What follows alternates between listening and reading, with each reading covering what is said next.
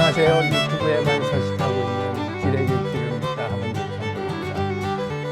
오늘은 인간이 만물 중에 가장 완벽하면서도 가장 불완전한 이유라는 제목으로 얘기를 좀 해보려고 합니다. 인간이 만물의 영장이라고 그러고 신의 어떤 그 정기를 받아서 신의 기운을 가지고 있는 완벽한 존재이다. 그리고 자연의 일부이기 때문에 인간은 그대로 완전하다. 그 어떤 자연 만물보다 완벽한 존재이다. 그래서 인간의 구조를 이렇게 살펴보면 인간의 온몸은 정교하기 이를 데가 없어요. 모든 기능들이나 모든 구조들을 봤을 때 그 어떤 동물들, 어떤 식물들, 어떤 생명체보다도 인간이 가지고 있는 기능이나 이런 조화로움은 굉장히 복잡하면서도 다양한 구조를 가지고 있으면서도 굉장히 조화롭게 잘 갖춰져 있는 고등 생명체죠. 그래서 인간이 완벽하다 못해 거의 신적인 존재다라고 얘기할 정도로 인간이 몸이 굉장히 완벽하게 이제 구조화되어 있는 상태이죠. 그래서 그 어떤 만물보다 인간이라고 하는 생명체는 가장 완벽한 그런 존재다. 그럼에도 불구하고 인간은 왜 세상 모든 자연 만물들은 스스로 치유할 줄도 알고 자연끼리 서로 감응하면서 굉장히 어떤 완벽한 조화로운 상태를 유지하면서 살아가는데 자기들 개체 군락들끼리도 조화롭게도 지내지만 다른 자연 생명체들과 다른 자연 만물들과도 굉장히 조화롭게 어우러져서 잘 살아가고 있잖아요. 그래서 완벽한 균형을 이루고 완벽한 조화로움 속에서 너무나도 그 구조가 아주 안정적으로 이렇게 잘 유지되고 있는데 왜 유독 가장 완벽하다고 하는 인간들만이 매번마다 인간끼리 싸우고 죽이고 미워하고 서로 배척하고 그래가면서 분열과 분열이 일어나고 끊임없는 그런 전쟁과 그런 그 불균형들이 발생하게 될까? 왜 인간이 가장 완벽함에도 불구하고 가장 불완전하고 인간의 그 화합도 가장 안 될 뿐더러 인간 개인의 객체인 몸만 놓고 봐도 인간 스스로 자기 몸을 그렇게 관리를 못하고 그렇게 자기 몸이 망가져도 그 균형을 제대로 잡을 줄 모르는 그런 생명체는 또 존재하지 않는다. 참 아이러니한 그런 그 존재가 인간이에요. 가장 완벽한 구조를 가지고 있고 가장 많은 기능을 가지고 있으면서도 가장 허점이 많고 가장 균형을 못 이루고 있으면서도 가장 부조화스럽고 가장 불편한 상태로 유지되는 불안정한 상태죠. 굉장히 언제 폭발할지 모르는 굉장히 불안정한 상태의 그 존재일까, 인간은.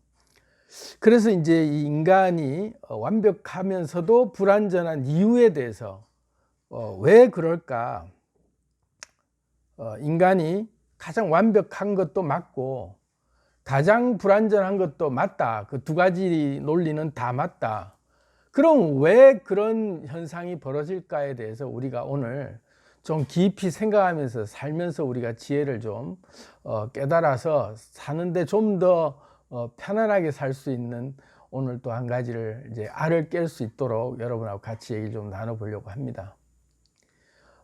자연이 완벽한 이유는 그 원리가 있죠. 자연의 모든 만물 속에 감춰져 있는 그런 그 숨겨진 코딩, 만물이 움직여지는 그 법칙이라는 게 있는데 이 법칙이 알고 보면 굉장히 사실은 단조로워요.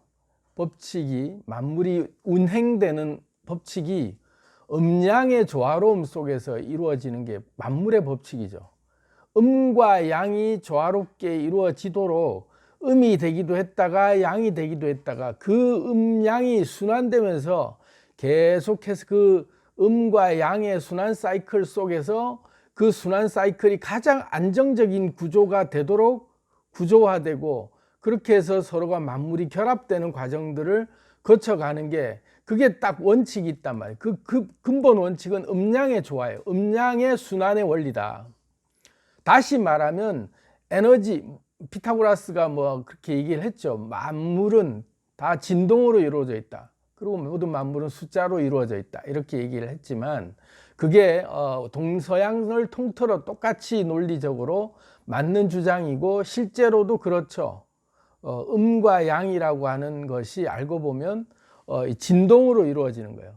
음이라고 하는 것은 만약에 이렇게 마이너스적인 성질로 다운되는 그런 진폭을 가지고 있다면 양이라고 하는 성질은 상승하는 성질을 가지고 있죠. 그래서 음과 양이 한 번은 다운됐다가 한 번은 업됐다가 이러면서 상승과 하강을 거치는 그런 진폭작용, 진동작용으로만 모든 만물이 다 운영되고 있어요. 모든 만물이 그렇습니다. 보이는 세계든 보이지 않는 세계든 다 똑같아요. 그러니까 이런 고체 같은 물질들, 그 다음에 액체, 기체 이런 모든 만물을 구성하고 있는 물질계의 물질들은 모두가 다 진동을 하고 있고 또 물질계로 느껴지지 않는 모든 다른 세계도 다 진동으로 다 작동되는 원리다. 만물이. 그러니까 에너지라고 하는 어떤 기운 이런 것들은 이제 물질로는 표현이 안 되지만 그것 역시 진동으로 다 작용되고 있고 물질은 더더군다나 우리는 물질은 그냥 고정되어 있는데 뭐 움직인단 말이야 하고 우리가 반문할 수 있겠지만 원자 단위로 들어가 보고 물질을 좀 더 전자현미경 같은 세부적인 단어로 계속해서 관찰해 보면 딱딱하게 굳어져 있는 금속이나 바위 같은 존재들까지도 들여다보면요 그 안에서 수도 없이 많은 원자들과 그런 전자들이 움직이는 것들이 수도 없이 요동치고 있는 그 요동 현상이 보인단 말이죠.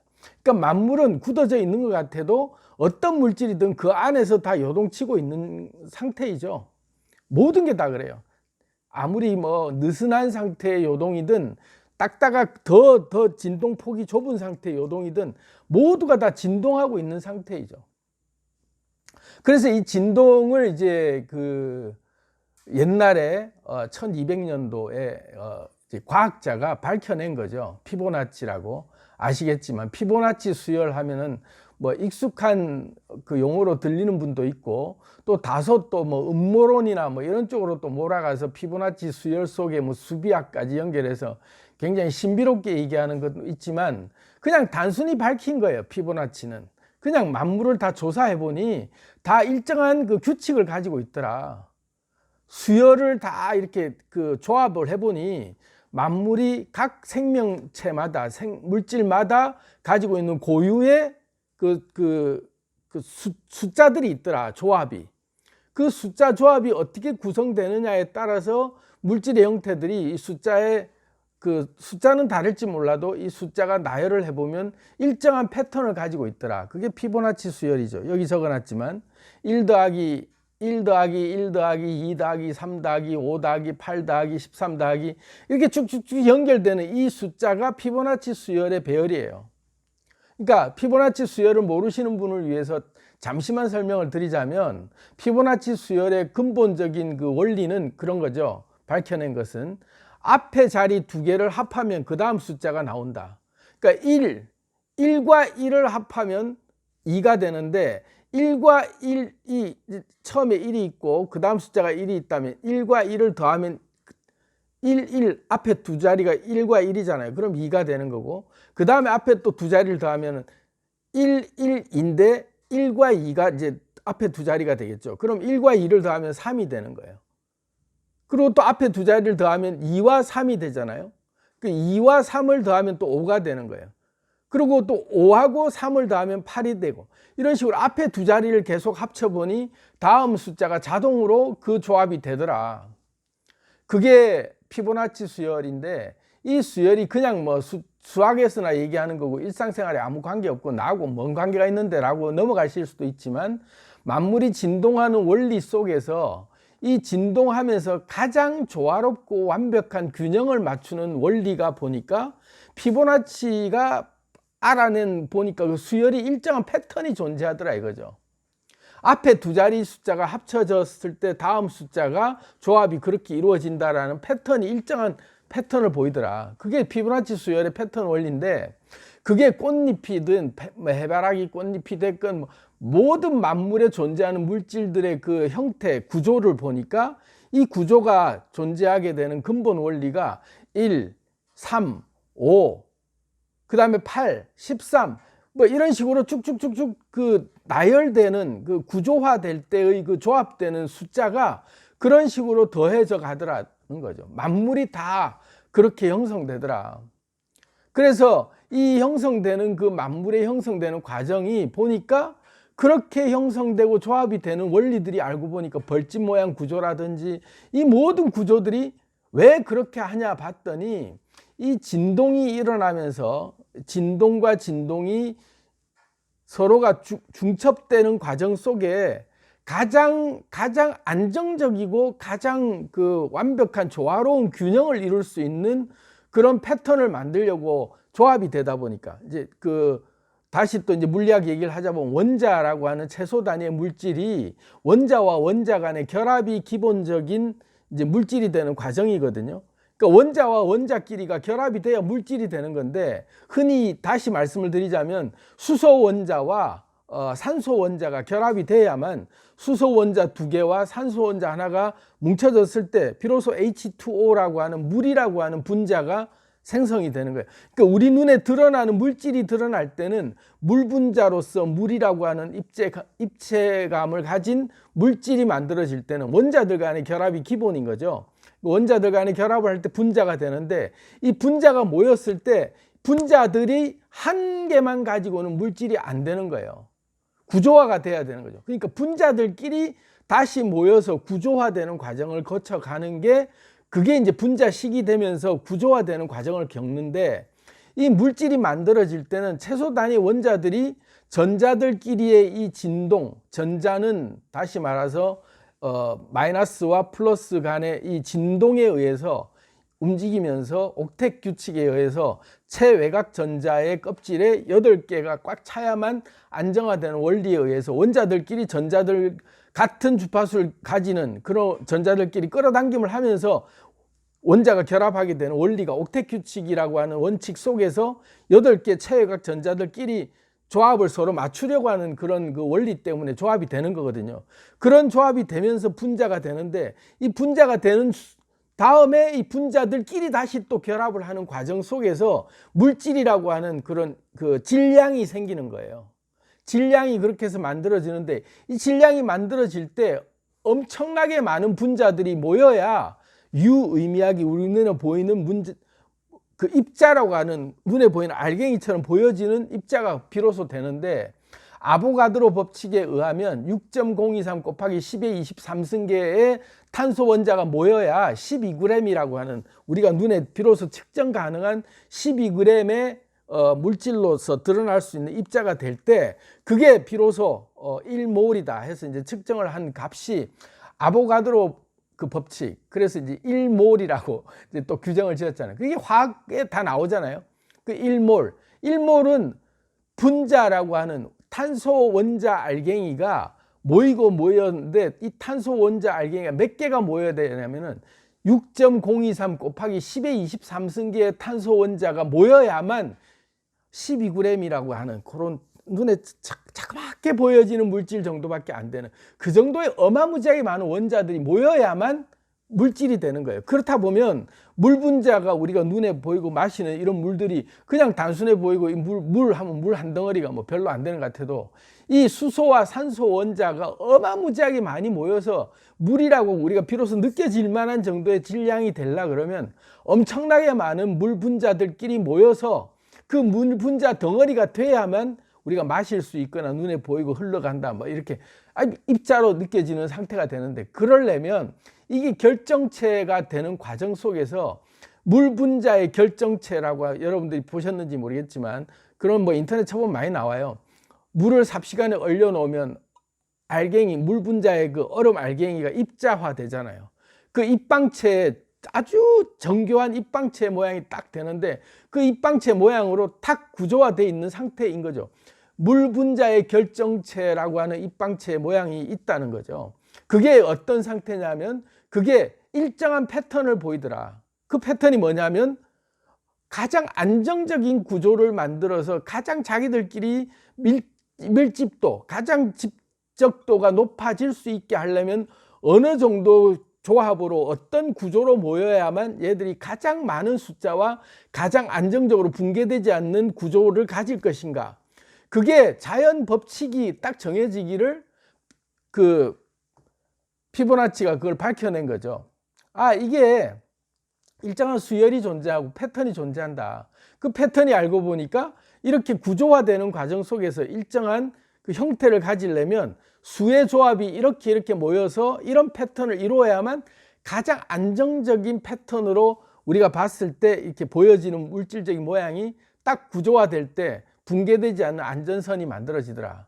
그래서 벌집도 그렇게 육각형으로 만들어진 모양이 그렇게 수많은 그 벌집 구조가 만들어질 때 가장 건축학적으로도 안정적인 구조라고 그러잖아요. 어떤 진동과 어떤 요동치는 게 있어도 그 구조가 탄탄하게 버티면서도 가장 많은 어떤 그 질량을 그 안에 이제 그 보관할 수 있는 그런 구조가 벌집 구조다 라고 얘기하는데, 그게 다 피보나치 수열의 그런 원리들이 그 안에 다 숨어 있는 거죠. 근데 피보나치가 만든 게 아니라 피보나치 밝혀낸 거죠. 그렇게 보니 모든 만물들은 일정한 구조를 가지는데 이 구조가 그 구조가 딱 될 때 가장 안정적인 구조를 느끼더라. 그래서 붕괴되지 않는 구조인 거죠.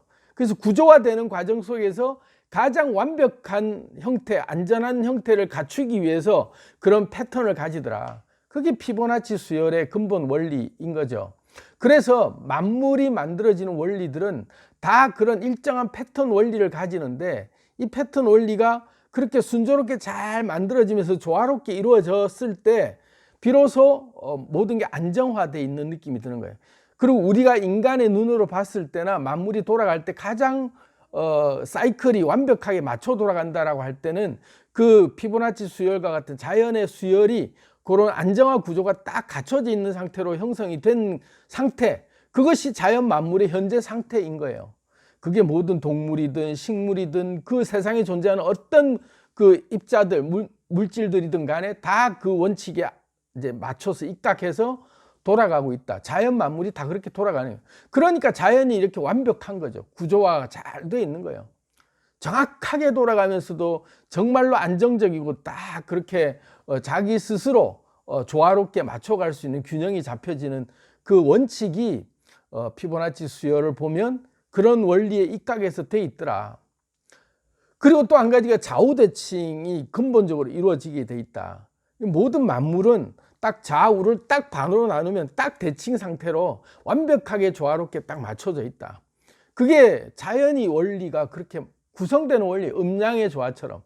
음양이 상보의 원리가 있잖아요. 그 원자의 속성을, 다시 말하면 양자의 속성을 밝힌 그런 코펜하겐 해석에 따르면 음양은 상보의 원리가 이제 그 적용이 된다. 서로가 음과 양이 상호 보완하면서 서로가 완벽하게 균형을 맞추려고 하는 그런 그 원리가 이제 있다 이거죠. 그렇게 해서 이 딱 반을 나눴을 때 완벽하게 좌우대칭 균형을 가지게 돼 있는 게 우리가 볼 때 안정적이다라고 느껴지게 보이는 거죠.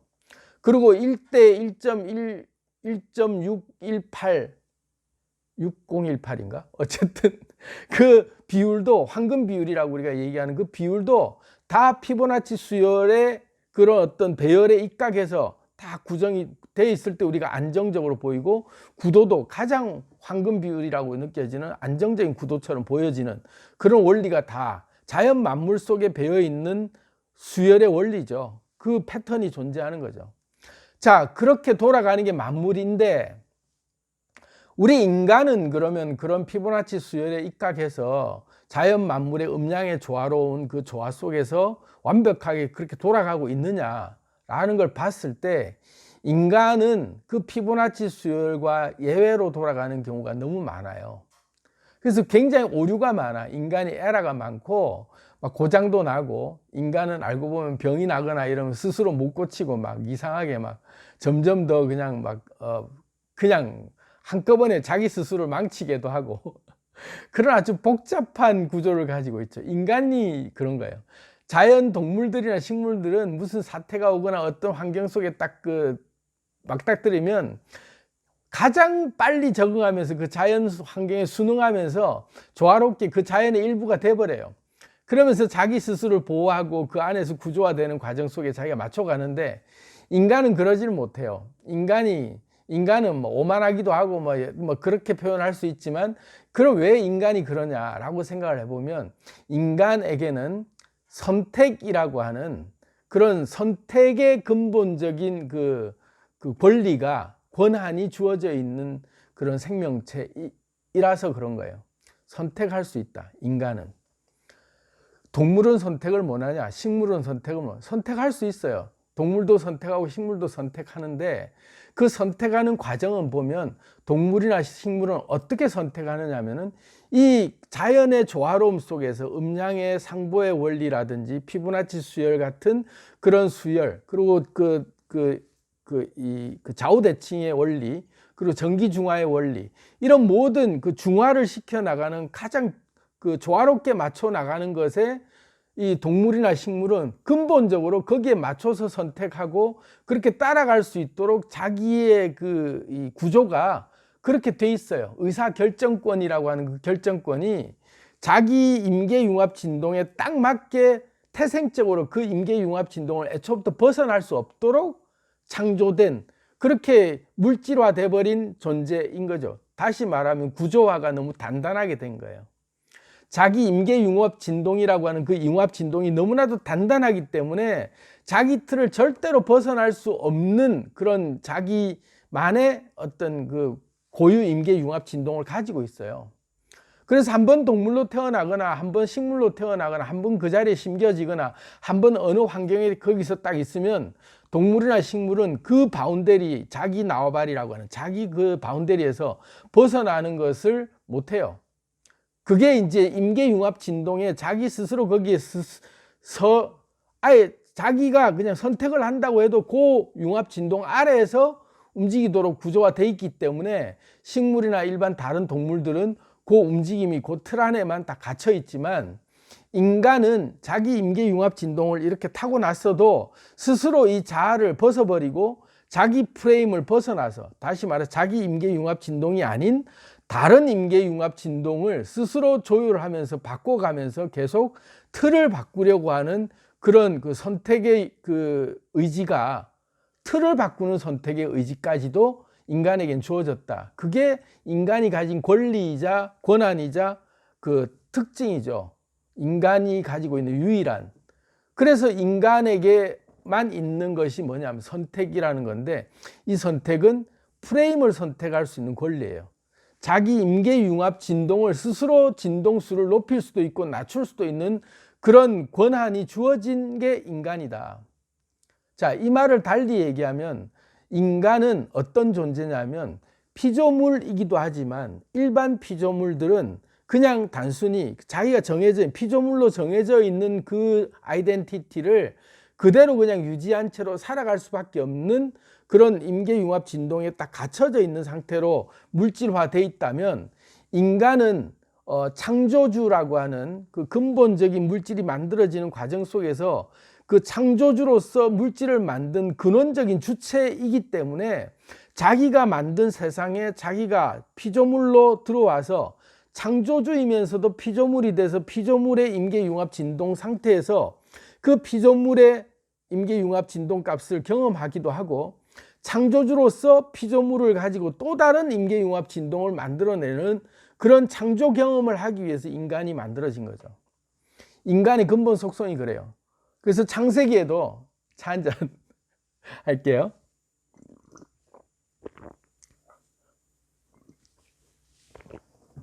그런 말을 했잖아요. 우리의 형상을 따라 우리의 모양대로 우리가 사람을 만들고, 그렇게 이제 얘기하면서 그로 바다의 모든 생명을 다스리게 하자라는 성경의 구절이 있는 게, 만물의 영장으로서의 의미도 있지만, 우리의 형상을 따라 우리의 모양대로 우리가 사람을 만들고 할 때의 그 창조주가 인간을 만들 때 창조주의 형상과 창조주의 모양을 따라서 인간을 만들고, 그 창조주의 그 모양을 만든 다음에 창조주의 생기라고 하는 창조주의 유전자를 불어넣었단 말이에요.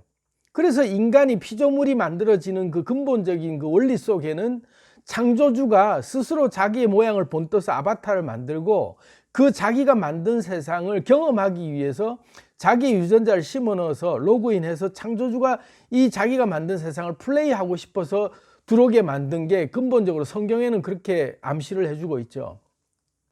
그리고 이게 뭐 미래 세계 조금 있으면 한 10년만 지나도 이제 이게 제 말이 다 사실로 밝혀질, 여러분들이 너무나도 피부에 와닿는, 너무나도 이거는 그 당근이지라고 얘기할 수 있는 그게 뭐냐면 가상현실 게임이 그때는 실제로 우리가 오감을 느낄 수 있는 게임이 다 100% 나올 거란 말이에요.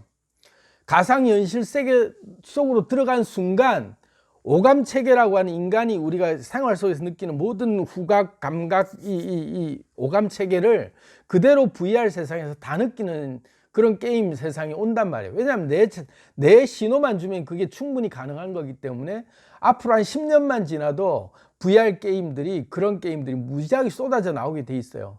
그때가 되면 자기가 스스로 세팅값을 정한 세상에 자기가 들어와서 게임을 할 때 세상과 똑같이 시뮬레이션 돼 있는 그런 환경 속에 들어와갖고 내가 아바타인지 내가 유저인지 모르는 정도로 애매할 정도의 너무나도 현실 같은 세상 속에 우리가 그 게임을 할 수 있는 세상이 불과 10년만 지나도 앞으로 당연히 우리 앞에는 주어지는 현실이에요. 그런데 더 지나고 더 지난 미래의 일들을 보면 얼마나 더 발전된 세상이 있겠냐 이거죠. 뭐 그런 걸 떠나서라도 현재의 우리의 몸의 상태만 놓고 보면 우리를 만든 근본 창조주가 우리를 만들 때 그냥 피조물을 만들지 않고 선택권을 준 거예요. 창조주로서 그냥 NPC로만 존재하고 아무런 의사결정권이 없는 그런 피조물이라면 자기가 어떻게 살고 싶고 자기의 틀을 어떻게 탈피해서 너는 앞으로 어떤 세상을 창조해 나가라고 하는 그런 그 자아가 없어요. 그런데 인간에게는 그런 자아가 있단 말이에요. 내 삶을 구현해내고 내 꿈을 실현하고 내가 만들고 싶은 이상적인 세상을 만들어 가려고 하는 그런 자기 세상을 창조하는 본능들이 누구에게나 있단 말이에요. 그게 창조주기 때문에 그런 거예요. 창조주의 본성이 우리한테 있기 때문에 그거를 실제로 게임 세상에 와서 내가 그걸 세상을 창조해 보려고 하는 그런 그게 기본 모드로 돼 있고, 그래서 인간은 누구나 다 자기 스스로 선택할 수 있는 거예요. 내가 이 구조, 임계융합 상태로 만들어진 이 틀 그대로를 살다가 그냥 갈 수도 있고, 내가 이 틀을 벗어나서 또 다른 임계융합 진동을 느껴보기 위한 다른 체험을 할 수 있는 나의 완전히 패턴이 바뀌어진 삶을 살아볼 수도 있는 거고, 내 육체적 컨디션하고는 상관없이 다른 환경으로서 전혀 다른 것들 경험해 볼 수도 있는 거예요. 그런 식으로 살 수 있는 권한이 주어진 것이 우리 인간의 특징이에요. 임계융합 진동을 깰 수 있는 권한. 그게 어떻게 보면 굉장히 파격적인 권한이죠. 그건 다시 말하면 게임을 만든 프로그래머나 게임을 직접 설계한 창조주만이 가능한 치트키의 권한이에요. 이해되시죠? 치트키를 가지고 우리가 이 세상에 온 거죠. 그래서 그 치트키는 결국 알고 보면 임계융합 진동을 내 스스로 어떻게 깨트려 나가고 어떻게 새로 만드는가에 대한 권한을 가지고 그 물질 세계를 마음껏 창조하고 경험하고 그걸 내 마음대로 적용시켜 보는 그 권한을 가진 상태에서 온 게, 다른 말로 하면 선택권을 가진 거예요. 선택권. 그 선택권이 그만큼 중요한 거죠. 내가 이럴 수도 있고 이럴 수도 있다라고 하는 선택권. 다른 말로 하면 관찰자 효과라고 하는 관찰자의 효과로서 내가 내 세상을 어떻게 볼 것인가를 결정하는 것. 그래서 내가 만들고 싶은 세상, 내가 보고 싶은 세상, 내가 창조하고 싶은 세상을 바라보는 나의 관점에서 내가 내 세상을 마음껏 요리하고 그걸 변형시켜 나갈 수 있는 권한을 가지고 왔는데, 그러다 보니까 게임을 엉망으로 하는 거야. 그러니까 초보 운전자가 운전하면서 막 김여사 완전히 가로등 들이받고 막 김여사가 지나가는 모든 도로는 다 정전되고 막 주차하라 그러면 차 위에다 주차해놓고 막 그런, 우리는 시행착오를 병하면서 이 자연 생태계를 파괴하고 있는 그런 아주 암적인 존재처럼 보여질 때가 있는 거죠. 왜? 인간만이 자기가 가진 임계융합 진동을 깨트릴 수 있는 권한이 있기 때문에 자기도 모르게 그 권한을, 치트키 권한을 쓰고 있는 거예요. 그러니까 생태계가 파괴되는 거예요. 그냥 자연대로만 살면 생태계가 파괴될 일이 없는데, 창조주인데 창조주로서의 그 권능을 자기가 창조주라고 자각을 하지 못한 상태에서 창조주의 권능을 무심코 쓰다 보니까 자기 몸부터 망가지는 거죠. 자기의 임계융합 진동에 완벽하게 피보나치 수열을 맞춰서 조화롭게 균형을 갖춰가면서 완벽하게 이 자가 재생, 자가 회복, 그리고 자기 스스로 에너지 치료를 하면서 자기가 완벽하게 꽃이 필 수 있는 균형을 맞출 수 있는 권한, 자기가 그런 기운을 돌릴 수 있음에도 불구하고 내가 스스로 균형을 자꾸 깨는 거죠. 이 피보나치 수열에 입각한 다음 대응을 하는 게 아니라 나는 다른 숫자를 선택하겠어. 임의로 막 틀을 깨버리는. 그러면서 막 망가지고, 어떤 때는 뇌가 그냥 망가져고 회로가 나가버려 갖고, 그 실성한 사람들 보면 회로가 나간 사람 같아요. 그죠?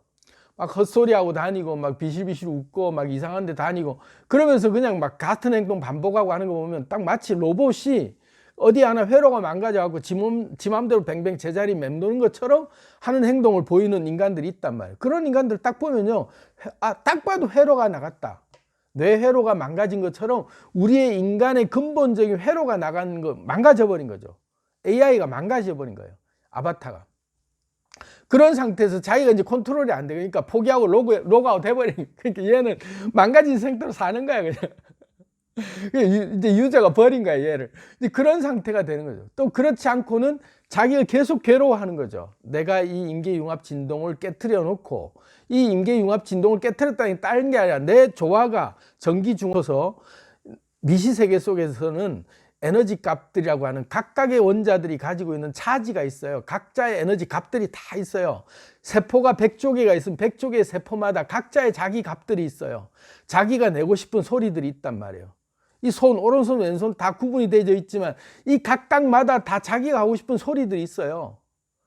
혀, 목구멍, 위장, 이 소화기관에 딸려있는 기관 하나하나의 내 인체 부속들만 해도 얘가 가지고 있는 탐욕, 얘의 식탐이 따로 있고, 위가 가지고 있는 기능에 또 요구하는 게 따로 있고요, 목구멍이 가지고 있는 기능이 따로 있기 때문에 얘들이 원하는 게 다 달라요. 혀가 원하는 게 다르고 이빨이 원하는 게 다르고 다 다른 걸 원해요. 혓바닥 안에서도 단맛, 쓴맛, 짠맛, 이 맛을 보는 이 혀의 감각의 부위별로 요구하는 게 다 달라요. 그렇기 때문에 이 값들을, 각각 다른 에너지 값들을 얘들이 요구하는 대로 다 그냥 지 맘대로 하도록 내버려두면 얘가 개판돼 버리죠. 그래서 콩가루 집안이 돼버려. 분해돼 버리듯이 얘들이 제각각 놀죠. 그런데 우리가 신기하게 뭐가 땡긴다면 온몸이 다 거기에 맞춰서 발도 움직여주고 뇌도 거기로 가라고 명하고 막 손도 움직여주고, 막 나중에 뭐 먹을 때는 손도 이렇게 가면 혀가 막 뭐를 또 돌리기도 하고 이빨이 씹어주기도 하고, 완벽하게 얘가 일사천리로 일사불란하게 착착착착 기계처럼 움직이잖아요. 그게 뭐냐면 전기 중화가 일어나고 에너지 값의 중화가 난 지금 이거에 먹어야 된다라는 지상명제 하나의 통일이 되는 거죠. 그렇게 해서 에너지가 중화가 되면서 전기 중화 작용에 의해서 공통의 한 목표를 추구하게 되게 만드는 그 에너지 값들이 미시세계에서는 수도 없이 많은 에너지들이 자기 얘기를 하고 있지만, 그게 합쳐져서 자연스럽게 전기 중화 현상이 생기면서 중화되는 작용으로 한 가지 값으로 딱 일관되게 요구하게 만드는 하나의 행동을 하게 만든다. 그게 전기 중화가 일어나는 그 기본적인 원리예요. 그렇기 때문에 우리 몸이 돌아가는 거죠. 몸이 돌아가는 원리가 그래요.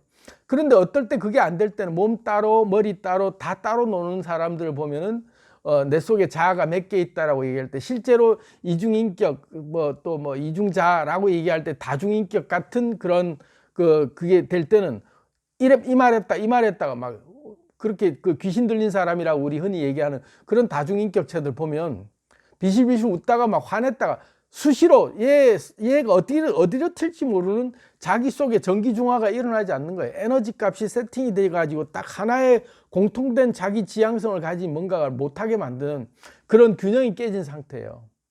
그런 것들이 알고 보면 자연은 완벽한데 왜 인간은 그게 안 될까?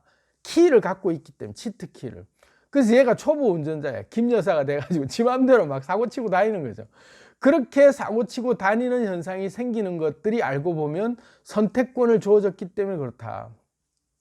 인간이 선택할 수 있는 권리. 물질을 창조할 수 있는 권리를 가졌기 때문에 임계융합 진동을 스스로 선택하고 중합값을 바꿀 수 있는 원리가 있기 때문에 그 권한이 있기 때문에 인간이 그렇게 유독 분열이 일어나고 유독 그렇게 사고가 많다. 자연을 오염시키는 것도 인간이요, 인간끼리 오염시키는 것도 인간이다. 그런 게 알고 보면 이 치트키를 잘못 써서 그렇다, 그런 거죠. 자, 여기서 이제 조금 더 이제 한숨 돌리면서 그래서 어쩌라고 하면 우리가 이제 다음 단계로 한번 넘어가 보자고요. 자, 하시면서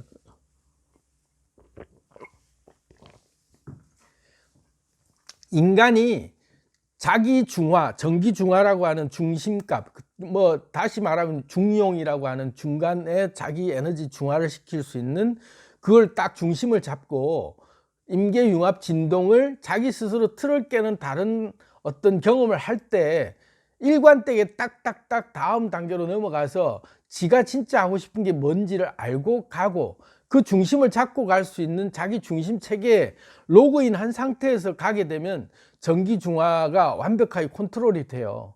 그러면서도 알고 보면 이 피보나치 수열이라고 하는 자연의 에너지 파장, 자연의 고유 숫자를 알아가면서 아, 이 숫자에 내가 반응하려면 다음 숫자는 내가 뭐가 돼야 되겠다라는 걸 본능적으로 알게 움직일 수 있는 거죠. 그런데 자기 욕심이 앞서고 선택권이 주어졌기 때문에 자기가 마음대로 다 할 수 있다는 생각으로 휘두르기 시작하니까 점점 에너지 값이 멀어지는 거예요. 균형이 안 맞는 거죠. 그러니까 내 균형도 망가질 뿐 아니라 인간 관계에서의 균형도 망가지고 사물과 나와의 관계도 망가지고 사건들의 속에서도 내가 중심에 있지 않고 망가지게 되는 거예요. 모든 게 다 숫자를 못 맞추기 때문에 그런 거예요. 그래서 여러분들이 잘 아시는 그 옛날 과학자 중에서 테슬라라고 아실런지 모르겠는데 다 아시겠죠. 테슬라 코드라고 유명한 그 일화가 있죠. 이걸 또 음모론적으로 얘기할 수도 있는 그게 아니고요. 테슬라가 이 피보나치 수열을 안 거죠. 수학의 원리를 알고 아, 다음 숫자는 뭐가 오는 게 맞겠다 해서 자기 스스로 이 피보나치 수열에 입각해서 내 삶을 숫자로 다 본 거예요. 다 숫자로 보면서 이 수에 맞게 아, 나는 지금 이렇게 약분하고 또 해보면 내가 지금 이 숫자는 3이야, 6이야, 9야. 이걸 알고 움직일 때를 알고 융합될 때와 내 독자적으로 있을 때와 에너지로 있을 때를 알아가면서 369의 상태를 잘 알고 움직이는 게 그게 아주 대표적인 사람이 우리가 뭐 그런 기록을 보면 나와 있잖아요. 테슬라가 그렇게 움직였다. 그래서 어딜 가든 먼저 그것부터 따졌다. 그래서 그게 안 되려면 먼저 그 숫자가 369 안에 되도록 맞춘 다음에 행동한다. 이게 이제 아주 유명한 일화예요. 그게 뭐냐면 자기 모든 삶의 패턴을 이 자연의 순리에 맞게 내가 살고 있는지 그 완벽한 그 균형의 그 수치에 내가 얼마나 지금 벗어나 있는지 이걸 늘 잣대를 재면서 체크해 보면서 사는 거죠. 지금이 봄인지 이게 똥인지 된장인지를 정확하게 항상 알아보려고 하는 그 수치에 그걸 항상 그 촉각을 곤두세우면서 살아온 게 테슬라였다. 그래서 테슬라 코드가 유명한 그 일화가 있어요. 그런 것처럼 우리가 살 때 이 수비학이라고 흔히 얘기하는 이 숫자에 대해서 피보나치 수열에 입각한 이 순리에 내가 선택하고자 하는 나의 선택이 과연 지금 이 균형이 가장 완벽한 균형에 잘 맞춰진 행동인가, 결정이 그건가를 알고 행동할 필요가 있다. 그래서 이제 등장하는 게 동양학에서는, 동양사상에서는 주역이에요. 주역이 다 수로 풀었거든요. 64개를 가지고 계사전을 얘기하면 이 64개가 움직이는 나의 모든 행동 패턴에 따라서 나의 지금 행동의 그 어떤 패턴이 지금은 숫자로 따지면 어디에 가까우냐, 그리고 이 시대적 환경이나 내가 처해 있는 환경이 숫자로 따지면 어디냐, 그리고 지금 내가 하고자 하는 일이 과연 숫자로 어디에 가까우냐, 이걸 다 조합해서 점괘를 치는 거죠.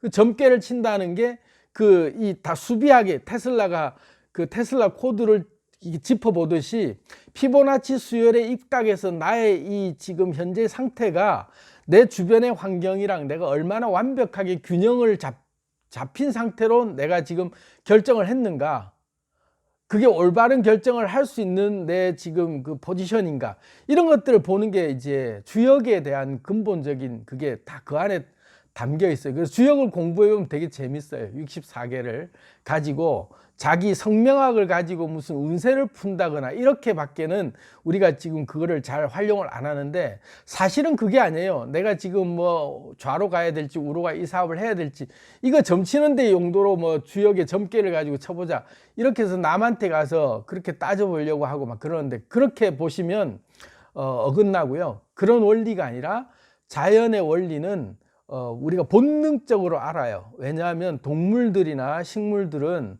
주역의 점괘를 다 공부해서 알아서 움직이나요? 아니에요. 어디 점집에 가서 물어봐갖고 내가 지금 꽃잎을 피워야 될 때인가요? 아닌가요? 동물이 지금 내가 사료를 먹어야 될지, 아니면 저 지나가는 사람이나 뭐나 지나갈 때 짖어야 될지, 이거를 판단하면서 점쟁이한테 물어봐가지고 내가 지금 짖어야 될까요? 말을 하지 않잖아요. 본능적으로 아는 거죠.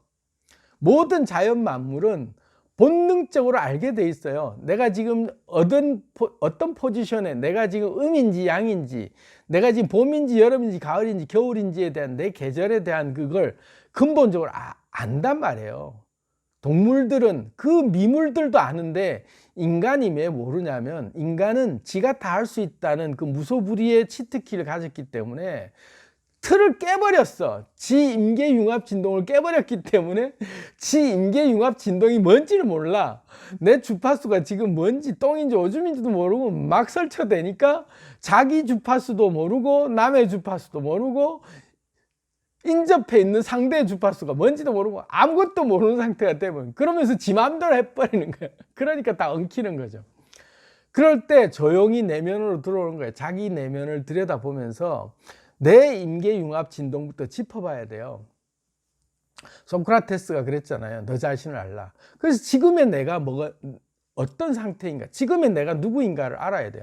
첫 번째, 내가 누구게 하고 물어보면, 내가 누구냐고 분명히 물었을 때 내가 누군지를 먼저 알아야 돼. 첫 번째, 내가 캐릭터냐 내가 유저냐, 그것부터 판단해야죠. 바로 물어봐야 돼. 너 지금 유저니? 너는 캐릭터니? 넌 주인이 로그인 한 거야? 아니면 난 지금 자동 주행 모드야? 그 자율 주행 모드로 내가 의식 없이 그냥 주인 없고 내가 습관대로 살고 있는 모드인지, 내가 로그인을 해서 이제 수동 모드로 내가 딱 내 주인 자리에, 환극 자리에 내가 들어와서 내가 전체 관찰자 눈으로 보고 있는 상태부터 점검해야 돼. 제일 첫 번째, 내가 누구게 하고 짚어야 되죠. 소크라테스가 네가 누군지 먼저 알아라 이거지. 네 자신을 딱 알면, 아, 지금 내가 캐릭터 상태였구나. 그래서 아무렇게나 습관대로 살아가고 있는 자율주행 모드로 아무 생각 없이 살고 있었구나. 그러면서도 한 번씩 오염돼 갖고 덕지덕지 붙어 있는 이런 습관과 안 좋은 모든 것들이 다 들어붙어 있는 상태구나 하고 들여보면서, 야, 내가 경로를 지정한 건 이거 아니었잖아. 경로를 이탈했습니다. 내가 가야 될 길은 다시 이거야 하고 경로 지정을 다시 하고, 그러면서 관찰자의 눈으로 들여다보는 기본 시각으로 돌아와야 자기 임계융합 진동으로 애초부터 내가 세팅한 내 세팅 값이 있어요. 그죠? 내가 이 만물을 창조할 때 나라는 캐릭터를 자기만의 고유 그 커스터마이징이라고 그러잖아. 게임할 때 보면 게임하기 직전에 내가 캐릭터를 선택할 수 있는, 내가 성별부터 시작해서 직업부터 시작해서 나의 그 어떤 컨디션들, 내 몸의 컨디션부터 모든 것들을 다 정하잖아요. 그것도 귀찮으면 디폴트 값으로 그냥 아무렇게나 랜덤하게 그냥 해 하고, 그냥 그렇게 막 사고 아무렇게나 해도 나는 그냥 게임 잘할 수 있어 하고 랜덤으로 선택할 수도 있겠지만, 대부분의 유저들은 커스터마이징을 한단 말이에요. 자기 값을 자기가 정한 게 있어요. 그럼 본연의 내가 딱 돌아와서 나를 좌정하고 돌아보면, 아, 내가 지금 이 몸으로 이 상태로 내가 이 지구에 와서 이 게임을 하자고 지금 이 상태가 됐을 때는 근본적인 내 에너지 값이라는 게, 요 값이 처음 주어진 값인데 이 값에 오묘한 원리가 있다.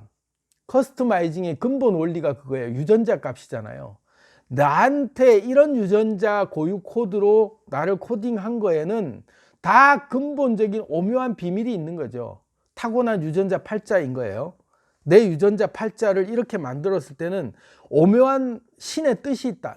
그 나라고 하는, 내가 나를 너무나도 사랑하기 때문에 내가 나를 이 세상에 내가 만들고 싶고 내가 체험하고 싶은 세상에 나를 이렇게 내보낼 때는 뜻이 있을 거야 하는 차원에서 자기를 절대 신뢰하고 자기만이 가진 고유 유전자 값에 자기 특성을 돌아볼 줄 아는 게 첫 번째 자기 임계 융합 진동을 파악하는 거예요. 내가 요 모양 요 꼴로 만들어진 이유에 대해서 긍정적으로 보는 거죠. 이유가 있어. 다 뜻이 있어. 만사지복이야.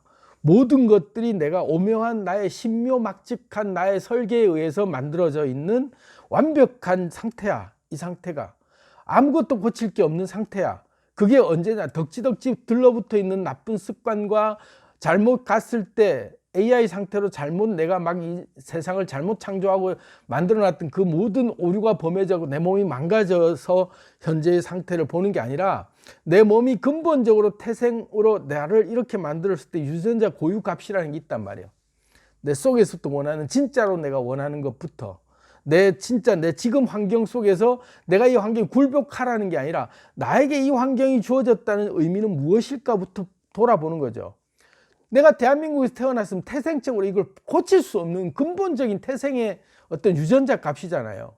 피부 색깔하며 또 태어난 환경하며 자라온 환경하며 이 유전자 값을 가지고 내가 습득했을 그런 기본적인 나의 세팅 값에 그걸 주목하는 거예요. 요 꼴로 만들어진 것에는 근본적인 내 진동수가 극대화될 수 있는 내 길이 뭔가를 보일 수 있는 눈이 그때부터 열리는 거예요. 그거는 자기를 절대 신뢰해야 돼요. 그래서 잠언서에 그런 말을 했어요. 너는 범사의 그를 인정하라. 그러니까 여호와라고 하는 하나님, 나를 만든 창조주를 범사에 인정하는 것은 나의 이 근본 유전자 하나하나의 알갱이를 전체를 그대로 완벽하다라고 인정할 줄 알 때 그 유전자 값의 고유 임계 융합 진동수가 그때 보이는 거예요. 이거구나 내 세팅 값이. 그랬을 때 내가 진짜로 원하는 게 이 세팅 값으로 할 수 있는 최고의 나만의 유일한 유니크한 에너지 값은 이거야 하고 나만의 빛을 낼 수 있는 그 에너지 값이 있는 거예요. 여러분들이 저를 보실 때 제가 가진 고유의 값이 있잖아요. 내가 이 값을 무시하고 다른 사람 행세를 하려거나 막 딴 걸 덕지덕지 엎어 있으면 여러분들이 보기가 편하시겠어요? 불편해요. 그때부터 야, 저 사람 이상해졌어, 부자연스러워, 별의별 얘기 다 하면서 다 떠나가죠. 근데 내가 자연인으로서 내 모습을 그대로 빛을 드러낼 때 하감독의 색깔은 이런 색깔이 하고 여러분들이 저에게만 느껴지는 고유의 색깔, 맛을 보고 그 맛을 찾으러 온단 말이에요. 그게 중요한 거예요. 그게 유전자 값이에요. 나만이 가진 고유 유전자 값. 그게 다른 말로 하면 임계융합 진동수예요. 나만이 갖고 있는 고유 임계융합 진동수의 세팅 값에 숫자가 있단 말이에요. 내 숫자가. 다른 말로 또 얘기하면 이건 좀 더 깊은 얘기인데요. 바코드. 그 전자 바코드 있잖아요. 이 바코드가 참 나한테 매겨져 있어. 유전자 코드라고 하는 말이 다른 말로 하면 바코드예요. 유전자가 코드로 돼 있다. 그런 말 하잖아요. 코딩으로 돼 있다. 코딩이다. 그 코드인데 유전자 코드의 그 네 가지 염기 서열에 의해서 코딩이 돼 있는 이 염기 서열에 따라서 이런 몸이 만들어질 때 이 몸 안에도 각각의 신체 부위가 만들어지고 각양각태의 그 유전자에 따라서 세포가 만들어지고 그러면서 성격이 조성되는 그런 고유의 값이 있는데 이게 모여서 고유의 값이 딱 하나 만들어졌어. 그게 뭐냐? 숫자예요. 내 숫자가 있다니까. 만물이 가진 수가 다 따로 있어요. 그래서 피타고라스는 만물은 다 수로 이루어져 있다고요. 고유 바코드가 있어요. 너는 지금 몇 번이야? 저는 PU 1번인데요. 난 1번 신이야. 그래서 내 숫자는 고유 넘버가 1이다라고 하는 자기 나름대로 고유 넘버가 있는 거예요. 내 고유 넘버. 만물이 나를 인식하는 나만의 고유 넘버가 있어요. 절대 변하지 않는 고유 넘버 값이에요. 그게 임계융합 진동의 고유 진동 값이에요. 그건 단적으로 딱 숫자로 나와요. 숫자. 120조 몇 번 이렇게 숫자로 나와 있는 그 만물의 모든 넘버가 다 있기 때문에 내가 나열을 하면 그 숫자가 몇 번일지 한참 긴 숫자가 될 수도 있겠고 의외로 짧은 숫자가 될 수도 있겠죠. 그 수는 무한대잖아요. 자연수는 무한대예요. 그죠?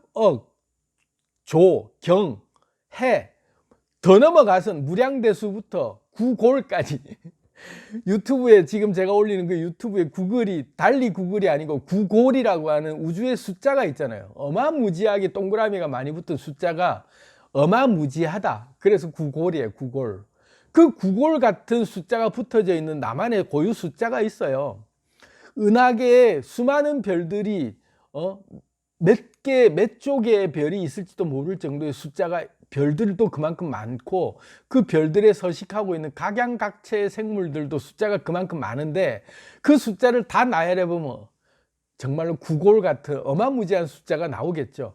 거기에 숫자는 나는 몇이냐 이거죠. 있어요. 무한대의 숫자 같지만 내 고유 숫자가 있다니까. 그 수많은 만물의 숫자 중에 나만의 딱 지칭된 자연수로서 내 숫자가 딱 한 숫자가 있어요. 딱 숫자가 하나밖에 없는 내 숫자가 있다니. 그게 임계융합 진동으로 고유 진동수를 갖고 있는 내 숫자예요. 나만의 숫자예요. 그래서 다 달라. 사람마다 숫자가 다 달라. 사물마다 다 수가 달라요. 동물도 다르고 다 각양각색에 다 번호가 다 있어. 남바링이 다 돼 있다니까. 전부. 그 남바링이 그걸 다시 수비학으로 나눠 갖고 따져서 보니까 알고 보면 넌 3이냐? 넌 6이냐? 넌 9냐? 뭐 이렇게 따지기도 하고 너는 지금 봄에 가까우냐? 여름에 가까우냐? 다시 말해서 우리가 사상 체질이다 이래 가지고 그렇게 나누기도 하고 별의별 걸로 주역이든 오만 가지 그런 그 이치로서 따져가면서 몸을 숫자에 가깝게 형이상학적인 용어로 구분해서 다시 또 표현을 하기도 하죠. 우리의 상태를. 그렇지만 알고 보면 그게 다 수예요. 수로 표현할 수 있는 거죠. 그러면 나가 가지고 있는 나만의 고유 임계융합 진동이라고 하는 이 진동의 파장이 결이 있다. 나만의 결이 있는 거죠. 파장의 결. 그걸 숫자로 하면 고유남바 몇. 이 고유남바 몇이 어느 고유남바 몇이랑 만나니 나는 불 같은 극이 있고 너는 물 같은 극인데 둘이가 상극이구나 알고 보니까. 그래서 둘이가 배치되는 숫자구나. 이렇게 구분하는 게 주역이에요. 내 기운은 숫자로는 뭔데 너의 기운은 숫자로는 뭐구나. 그렇게 해서 숫자가 서로가 안 맞으니 중간에 뭘 하나 더 넣어야겠구나. 토의 기운을 하나 더 넣자. 뭐 이래가면서 그렇게 해서 중간에 이 두 숫자가 상극이 일어날 때 중화작용을 일으킬 수 있는 가운데 숫자에 뭔가 대체할 수 있는 자식을 하나 만들자. 그래갖고 자식이 있기 때문에 안 헤어지는 거야.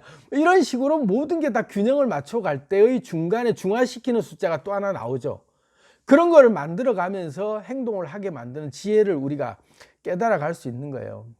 그래서 이게 공부하면 할수록 되게 재밌는 영역인데 너무 여기 의존할 필요도 없고요. 주역의 근본 원리에 따지면 그런 얘기를 해요. 수로 따져서 이렇게 리 그렇게 아주 이치를 알고 그렇게 따져가면서 매번마다 점쳐가면서 그렇게 할 수도 있지만 가장 좋은 것은 하늘의 이치를 그냥 온몸으로 본능으로 느끼면서 알게 돼 있으니까 그거를 따르는 게 가장 완벽하다.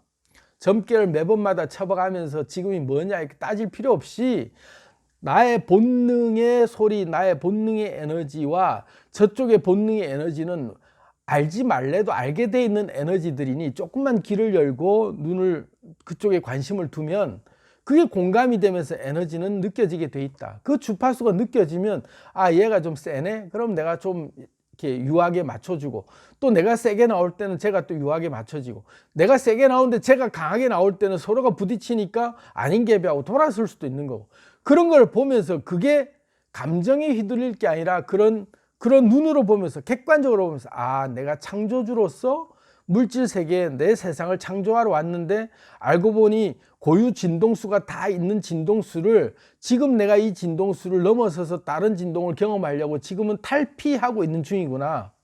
내 에너지 진동수가 좀 더 성장하고 있는 중이구나. 그래서 과도기적 상황에서 내 진동수가 바뀌고 있구나.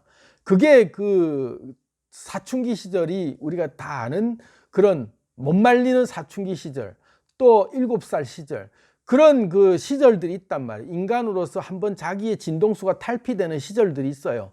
그때마다 한 번씩 성장을 하죠. 왜? 내 자아의 존재감의 근본 진동수가 바뀌는 때들이에요. 전부. 남녀의 성징이 드러날 때도 마찬가지고 나이 들어서 중년기가 되면 갱년기가 온다라고 할 때 그 호르몬이 바뀌는 시기도 마찬가지예요. 자기의 에너지 주파수가 다 바뀔 때들이에요. 근본적으로 에너지 주파수가 바뀌는 때들이 말하지 않아도 우린 다 알거든요. 아, 쟤 지금 뭐 사춘기 왔구나. 쟤 뭐 그런 것들을 우리가 다 안단 말이에요. 질풍노도의 시기다. 알아요. 그거를 알고 있는 게 말하지 않아도 주액이 근본 수치가 바뀌고 있는 걸 안단 말이에요. 계절이 바뀌듯이 나도 바뀐다라는 걸 알아야 되는 거예요. 나는 근본적으로 변함이 없다가 아니에요. 나라고 하는 존재가 계절 변하듯이 내 주파수가 바뀌고 있다. 그게 임계융합 진동이 바뀔 때도 있고 하루하루 저녁마다 아침마다 내 주파수가 바뀔 때도 있다. 그러면 아침에 내 기운이 업됐다가 저녁에 기운이 다운되는 사람도 있고 저녁에 기운이 업됐다가 아침에 기운이 다운되는 사람도 있다. 그러면 이 에너지 기운이 나는 저녁이 되면 내 기운은 양할 때고 아침이 되면 내가 음할 때구나. 이런 걸 알면서 아, 내가 음할 때는 나는 지금 이런 걸 찾는 게 맞다 하고 구분을 할 줄 아는 거죠. 하루의 기운만 해도 내가 양인지 음인지를 알고 내가 봄에 와 있는지, 그래서 사계로 따졌을 때 내가 봄, 여름, 가을, 겨울에 어느 기운에 가까운지도 알 수도 있는 거고, 아니면 극적으로 음인지 양인지를 구분할 수도, 이러면서 8궤로도 나눠보고 4궤로도 나눠보고 그러면서 음양 오행으로 구분해가면서 내가 지금 물의 기운인가 불의 기운인가 나무의 기운인가 뭐 쇠의 기운인가 아니면 내가 토의 기운인가 이런 걸 봐가면서 기운을 맞추는 그런 기운도 봐가면서 내 기운을 전체적으로 느낄 수 있는 것들이 조석으로 바뀌거나 계절로 바뀌거나 내 나이에 따라 바뀔 때마다의 나의 감정들을 보면서 아, 지금 이 상태와 상대의 기분과 일의 어떤 기운을 봤을 때 내 기운이 이런 거구나 하고 본능적으로 느끼는 거예요. 본능적으로. 그러면서 그 에너지를 중화시켜야겠다. 에너지 중화라고 하는 전기 중화로 한 값을 맞춰서 조화롭게 이루어질 때 이게 피보나치 수열처럼 정말로 내가 이 주변이랑 완벽하게 조화롭게 갈 수 있는 길이 뭔가 하면서 맞춰가면서 균형을 맞출 수 있는 그 눈이 열리는 것, 그게 창조하면서 균형을 맞춰가는 근본 치트키도 써가면서 만물을 만들어가는 맛을 알아가는 거죠. 얘기가 너무 이론적으로 올라갔을 수도 있는데 얘기를 하다 보면 얘기가 좀 길어질 수도 있고 그래서 이런 모든 것들을 하루아침에 사실 우리가 다 알 수는 없잖아요. 그렇기 때문에 제가 또 틈날 때마다 한 번씩 계속 강의를 할 테니까 들어가시면서 오늘의 핵심은 뭐냐면 내가 창조주이면서 물질계를 경험하고 싶은 피조물로서도 두 가지 역할을 겸하고 있는데 인간이 가장 완벽한 존재라며, 그런데 자연이라며, 그런데 왜 내가 하고 싶은 대로 내 꼴리는 대로 살면 되지, 그렇게 해서 살면 아무 문제가 없는데 왜 내가 뭐 지금 이렇게 나는 문제가 될까? 이 갈등 속에 있을 때 그 근본적인 그 상황, 원리를 제가 말씀드린 거예요.